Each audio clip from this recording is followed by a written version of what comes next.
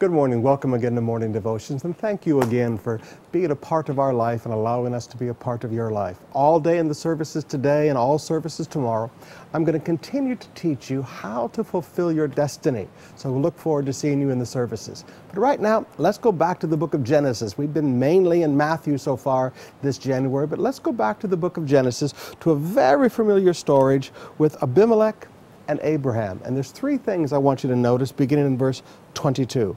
First of all, I want you to notice that people who do not live for God will respect people who live for God. At that time, verse 22, Abimelech and Phicol, the commander of his forces, said to Abraham, God is with you in everything you do. Now swear to me here before God that you will not deal falsely with me or my children or my descendants. Show me in the little country where you are living as an alien the same kindness I have showed you. People of the world recognize the greatness within us. Now, sometimes they mock us because we're not cool. Sometimes they look down upon us because we're not cool.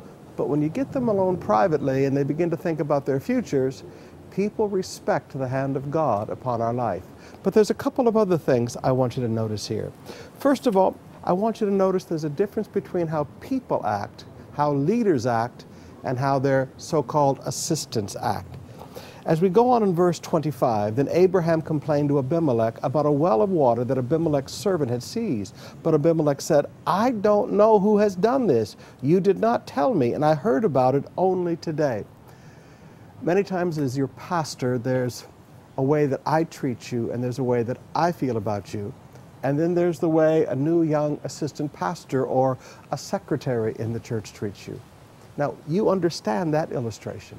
But you need to also understand that there's a way that you treat your neighbor, and there's a way that your helper treats your neighbor. There's a way that you treat your neighbor, and there's a way that your nephew from the province treats your neighbor.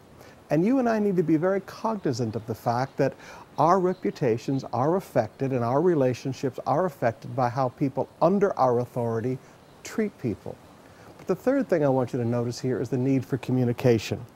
In verse 26, Abimelech says, I did not know who has done this. You did not tell me, and I heard about it only today. When an assistant of someone, or a relative or someone under someone else's authority mistreats you, do not automatically blame the person in authority. Sit down and talk with them so that they can fix it.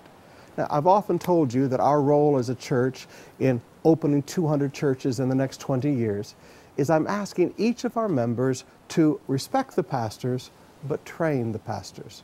Let me say that again. Respect the pastors, but train the pastors. Many of you have been Connect Group leaders longer than some of our young pastors have been alive on planet Earth. So of course you have more maturity of ministry. Of course you understand what you're doing better.